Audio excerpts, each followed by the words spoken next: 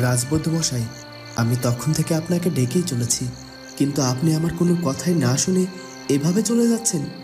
আপনি আমার ফুলকুমারীকে দেখলেন, অথচ আমাকে কিছু না জানিয়ে এভাবে আমার কক্ষ থেকে বেরিয়ে এলেন কেন? রাজকুমার প্রতাপের প্রতি আমার কেন এত দুর্বলতা তৈরি হয়ে গেল আমি তো বুঝতেই পারছি না। কেন বারবার ওনার কাছে থাকতে ইচ্ছে করছে। রাজপুত্র প্রতাপের মুখখানা বারবার কেন আমার চোখের সামনে ভেসে উঠছে। সুমন, একটা বড় খবর আছে। আসলে তোর ফুলকুমারী তো ভীষণ বিপদে। সে যে এখন জীবন মরণের সাথে পাঞ্জা লড়ছে। রাজকুমার ফুলকুমার শরীরের এমন অবস্থায় বড্ড হতাশ। সে ভেবে পাচ্ছিল না কি করে ফুলকুমারীকে সুস্থ করবে। ওদিকে রাজকুমার তার রাজ্যের অনেক বৌদ্ধ কবিরাজ দিয়ে ফুলকুমারীকে সুস্থ করার চেষ্টা করে, কিন্তু কোনোভাবেই সে ফুলকুমারীকে সুস্থ করতে না পেরে বড্ড ভেঙে পড়ে। সে মন খারাপ করে বারান্দায় দাঁড়িয়ে দাঁড়িয়ে কাঁদতে থাকে।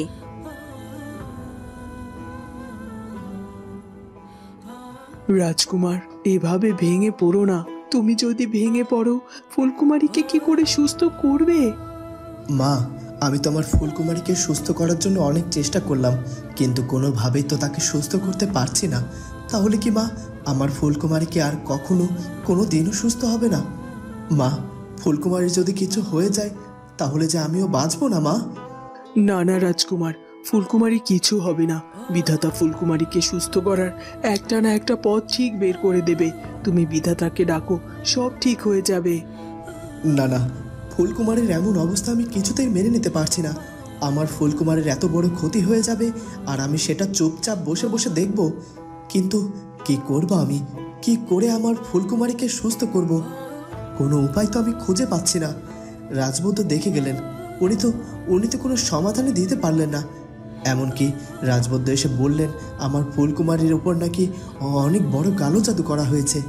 এখন কিভাবে আমার ফুলকুমারীকে এই কালো জাদু থেকে মুক্তি করব আমি?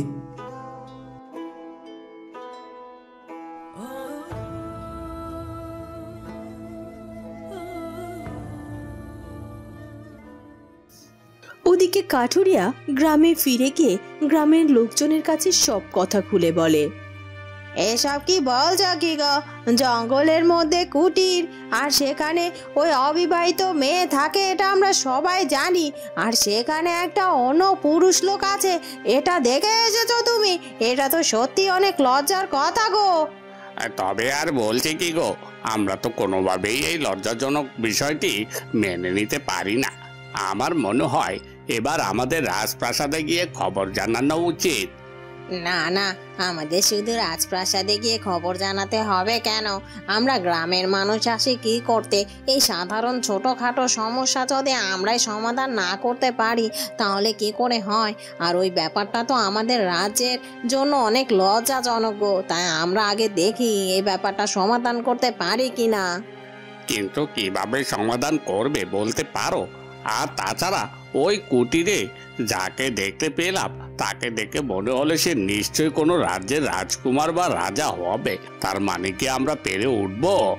পেরে উঠবো কিনা সেটা জানি না, তবে সে অন্যায় করেছে আর তাই শাস্তি তাকে পেয়েই হবে। আমার মনে হয় যেহেতু আমাদের এই জঙ্গলে কুটিরে অবিবাহিত মেয়েটির কুটিরে রাত্রি যাপন করেছে, সেহেতু আমরা সবাই মিলে ওই মেয়েটির সাথে ওই লোকটির বিবাহ দিয়ে দেব। আমরা কোনোভাবেই আমাদের রাজ্যে কোনো অনাচার সহ্য করব না। এটা আমাদের রাজ্যের ক্ষতি হবে। হ্যাঁ হ্যাঁ, কথাটা মন্দ বলনি। তাহলে চলো আমরা কিছুক্ষণের মধ্যে এই ব্যাপানা থেকে আমাদের পুরো রাজ্যকে রক্ষা করি। ওদের দুজনকে আমরা জোর করে বিয়ে করিয়ে দেই, তাহলে ওদের উচিত শিক্ষা হবে আর আমাদের রাজ্যকে কোনো পাপের সম্মুখীন হতে হবে না। উর্মিমালা, আমার মনে হচ্ছে এবার আমাদের একবার তন্ত্রমাতার কাছে গিয়ে তার সাথে কথা বলা উচিত। কেন? আবার কি হলো? আমি তো শুনে এলাম রাজবৌদ্ধরা নাকি ফুলকুমারীকে কোনোভাবে সুস্থ করতে পারেনি। তাহলে আবার কেন তন্ত্রমাতার কাছে যেতে বলছিস বলতো? হ্যাঁ, রাজবদ্ধ ফুলকুমারীকে সুস্থ করতে পারিনি ঠিকই, কিন্তু রাজগণকে এসেছিল, সে বলে গেছে যে ফুলকুমারীকে নাকি কালো জাদু করা হয়েছে। এখন যদি তারা কোনোভাবে অন্য কোনো তান্ত্রিকের কাছে গিয়ে ওই ফুলকুমারীকে সুস্থ করার জন্য চেষ্টা করে, তখন কি হবে ভেবে দেখেছেন একবার? তাই আমার মনে হয় একবার তন্ত্র মাতার কাছে গিয়ে দেখা করে আসা উচিত। কথাটা তুই মন্দ বলিসনি, আমার তো এখন মনে হচ্ছে তন্ত্রমাতার কাছে গিয়ে তন্ত্রমাতাকে ভালো করে সবকিছু বলে আসতে হবে, যেন কেউ কোনোভাবে ওই ফুলকুমারীকে সুস্থ করতে না পারে। কারণ অনেক অনেক দিন পর আমার পরিকল্পনা সফল হতে চলেছে। ওই ফুলকুমারীকে আমি মৃত্যুর মুখে পতিত করতে পেরেছি, আর তাই কোনোভাবে এবার আমি আর ব্যর্থ হতে চাই না। ফুলকুমারী এবার মৃত্যুবরণ করুক। দাসী, তাহলে চল, আর দেরি করব না, আমরা এক্ষুনি রওনা দেই।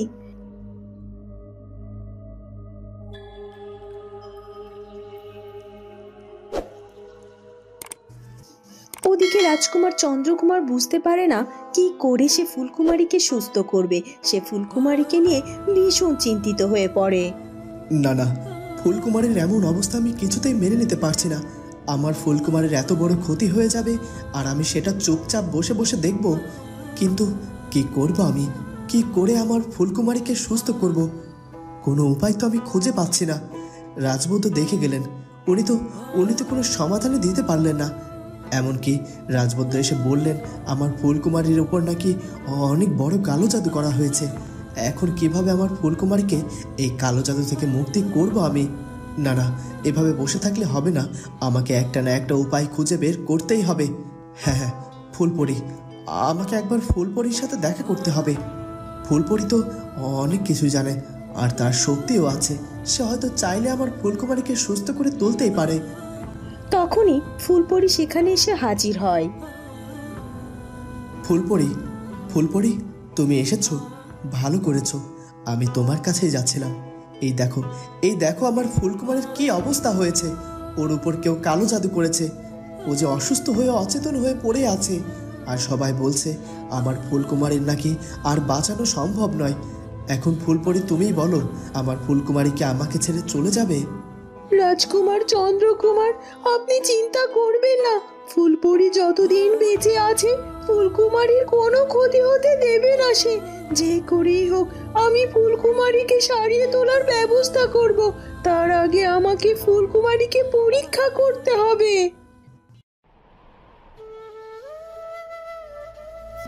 ওদিকে রাজকুমার প্রতাপের শরীরটা বেশ সুস্থ হয়ে যায়, আর সে অনেকটা সময় ধরে ফুলপরির জন্য অপেক্ষা করে। কিন্তু বেশ খানিকটা সময় কেটে যাবার পরও ফুলপরি যখন ফিরে না আসে, তখন প্রতাপ বড্ড অবাক হয়ে যায়। কতটা সময় হলো আমি পরীর জন্য অপেক্ষা করছি, কিন্তু পরী কোথায় গেল? সে তো এখনো পর্যন্ত এলো না। সকাল থেকে তাকে দেখতে পেলাম না। ভাবলাম হয়তো আশেপাশে কোথাও আছে, কিন্তু কই? আশেপাশে থাকলে তো এতটা সময় ফিরে আসার কথা। তাহলে সে কোথায় গিয়েছে? আর আমার শরীরটা তো এখন বেশ সুস্থ। ওদিকে দিদিমা নিশ্চয়ই আমাকে নিয়ে বড্ড চিন্তা করছে, কারণ আমি ছাড়া যে দিদিমার আর কেউ নেই। আমার মনে হয় এবার আমার নিজের রাজ্যে ফিরে যাওয়া উচিত। না হলে দিদিমার যদি কিছু হয়ে যায়, না, সেটা কিছুতেই হতে পারে না। আর রইল ফুলকুমারীর ব্যাপারটা, আমি পরে দেখে নেব। ফুলকুমারীকে আমার হতেই হবে। আমি কোনোভাবেই ফুলকুমারীকে রাজকুমার চন্দ্রকুমারের হতে দেব না। তবে আগে আমাকে আমার নিজের রাজ্যে ফিরতে হবে, তারপর অন্য কিছু। কিন্তু কি করে আমি আমার রাজ্যে ফিরব? ওই পরীর সাথে তো দেখা না করে আমি যেতে পারবো না। ওই মেয়েটি আমাকে কত যত্ন করে, কত সেবা করে সুস্থ করে তুলেছে। তার কাছ থেকে বিদায় নিয়ে তবেই আমাকে আমার রাজ্যে ফিরে যেতে হবে। আমি বরং আরেকটু অপেক্ষা করি, তারপর না হয় পরী এলে পরীর সাথে দেখা করে তারপর আমার রাজ্যের উদ্দেশ্যে রওনা দিব।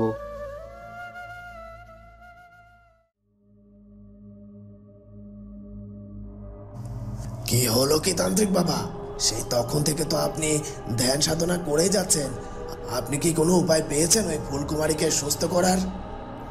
ফুলকুমারীকে সুস্থ করার উপায় পেলেও আমরা কোনোভাবে ফুলকুমারীকে সুস্থ করতে পারবো না, কারণ ফুলকুমারীর উপরে যে কালো জাদু করেছে সে ওই অশুভ শক্তির সাধক, আর আমি অশুভ শক্তির সাধক হয়ে তার সাথে শত্রুতা করতে পারবো না। তাই বলে কি আমার ফুলকুমারী এভাবে মারা যাবে? সুমন, তখন থেকে আমি দেখছি তুই সব সময় আমার ফুলকুমারি করছিস। তুই জানিস না ওই ফুলকুমারির জন্য তোর কত বড় ক্ষতি হয়েছে? তারপরও কেন তুই ফুলকুমারিকে বাঁচাতে চাইছিস? ওই ফুলকুমারি তো মরলেই আমাদের শান্তি নাকি? আর আমরা তো এটাই চেয়েছিলাম। হ্যাঁ, চেয়েছিলাম, কিন্তু ফুলকুমারীকে তো আমি এভাবে মরতে দিতে পারি না। ওকে আমি নিজের শাস্তি দিয়ে আঘাত করতে চাই, আর তাই তো আমি এখন চাই ওই ফুলকুমারী সুস্থ হয়ে উঠুক। কিন্তু সেটা যে কোনোভাবেই সম্ভব নয়। ওকে যেভাবে কালো শক্তি দিয়ে কালো জাদু করা হয়েছে, তাতে এবার ওর মৃত্যু নিশ্চিত। তুই বরং এখন ফুলকুমারীর চিন্তা বাদ দিয়ে অন্য কিছু নিয়ে ভাব সুমন। তোকে আরো অনেক বড় সাধক হতে হবে। আর তাছাড়া আমার অশুভ শক্তির কর্ণধার তো বলেই দিয়েছে, তুই চাইলে তো তপস্যার মাধ্যমে অশুভ শক্তির সম্রাট হতে পারবি। এখন তুই সেই কাজে মন দে।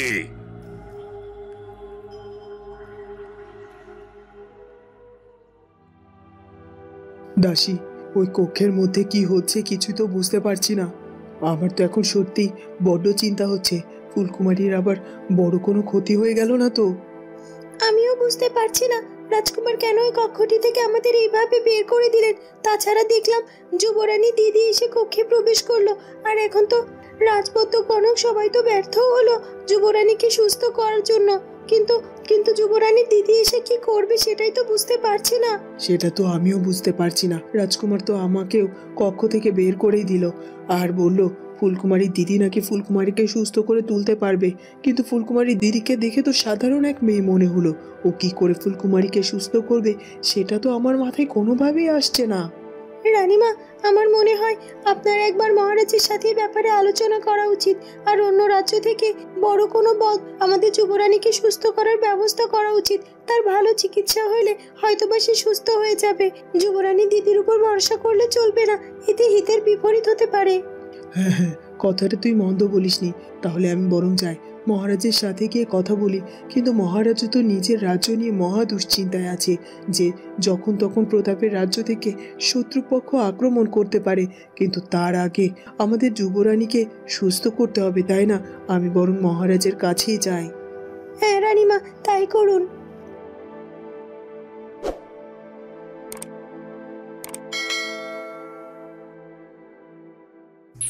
ওদিকে ফুলপরি তার শক্তির মাধ্যমে অনেক চেষ্টা করে ফুলকুমারীকে সুস্থ করে তোলার, কিন্তু কোনোভাবেই সে ফুলকুমারীকে সুস্থ করে তুলতে পারে না। না না, কোনোভাবেই তো আমি ফুলকুমারীকে সুস্থ করে তুলতে পারছি না।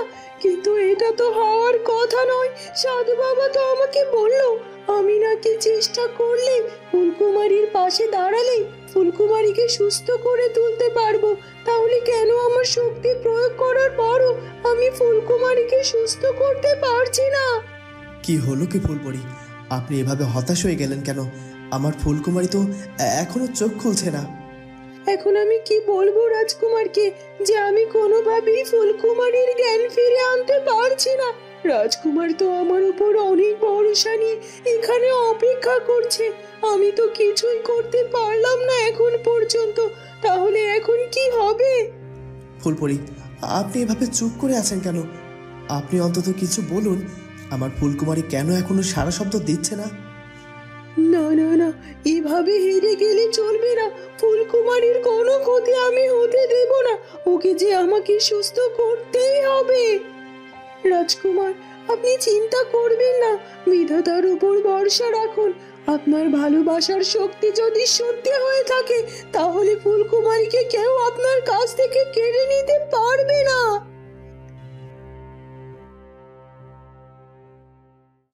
এরপর কেটে যায় বেশ কিছুটা সময়।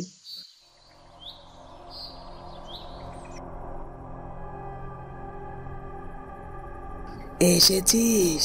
আমি জানতাম তোরা আসবি, ভালো করেছিস। তোদের স্বপ্ন সফল হতে চলেছে আর সামান্য কিছুটা সময়, তারপরে ফুলকুমারী চিরকালের মতো এই পৃথিবী ছেড়ে বিদায় নেবে। সত্যি বলছেন তন্ত্রমাতা? কিন্তু ওই ফুলকুমারীকে সুস্থ করার জন্য সবাই ব্যস্ত হয়ে উঠেছে। বৌদ্ধ কবিরা সহ সবাই ফুলকুমারীকে সুস্থ করার জন্য অনেক চেষ্টা করছে, কিন্তু কোনোভাবেই তারা এখন পর্যন্ত ফুলকুমারীকে সুস্থ করতে পারেনি। কিন্তু ওরা কি কোনোভাবে ফুলকুমারীকে সুস্থ করে তুলতে পারবে? তন্ত্রমাতার শক্তির উপর তোদের ধারণা বড্ড কম। আমি তোদের বলেছি, একবার যদি কারোর উপর এই তন্ত্রমাতার শক্তি স্পর্শ করে তাহলে সে কখনো কোনোদিনও কোনোভাবে সুস্থ হতে পারবে না। আর আমি তোদের নিশ্চিত করে বলছি, ওই ফুলকুমারী মৃত্যুবরণ করবে, আর কিছুক্ষণের মধ্যেই করবে। এক্ষুনি যা, তোরা রাজপ্রাসাদে ফিরে যা, গিয়ে দেখ তোদের চোখের সামনে ফুলকুমারী কেমন ছটফট করতে করতে মৃত্যুবরণ করে। তার মানে আপনি বলতে চাইছেন পৃথিবীর আর কোনো শক্তি ফুলকুমারীকে রক্ষা করতে পারবে না? ও নিশ্চিত মৃত্যুবরণ করবে আজকেই। হ্যাঁ হ্যাঁ, অবশ্যই করবে। ওকে যে মৃত্যুবরণ করতেই হবে, কারণ আমি নিজেও চাই ফুলকুমারী মৃত্যুবরণ করুক। কারণ ফুলকুমারী যত তাড়াতাড়ি মৃত্যুবরণ করবে, তোর সাথে সাথে তো আমারও উপকার হবে।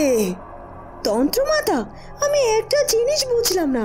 ওই ফুলকুমারী তো আমার শত্রু, ও মরলে আমার পথের কাঁটা দূর হবে, কিন্তু ফুলকুমারী মরলে আপনার এতে কি উপকার হবে সেটাই তো বুঝতে পারলাম না।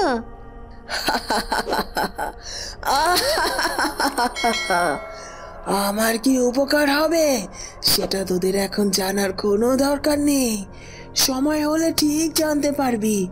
ওই ফুলকুমারী হলো আমার অনেক অনেক বড় শত্রু। এখন তোরা যা, রাজপ্রাসাদে ফিরে যা। ওই ফুলকুমারীর মৃত্যু তোদের নিজের চোখের সামনে দেখতে হবে না। যা যা বলছি। এ কথা বলে তন্ত্রমাতা আবারও ধ্যান সাধনায় বসে যায়।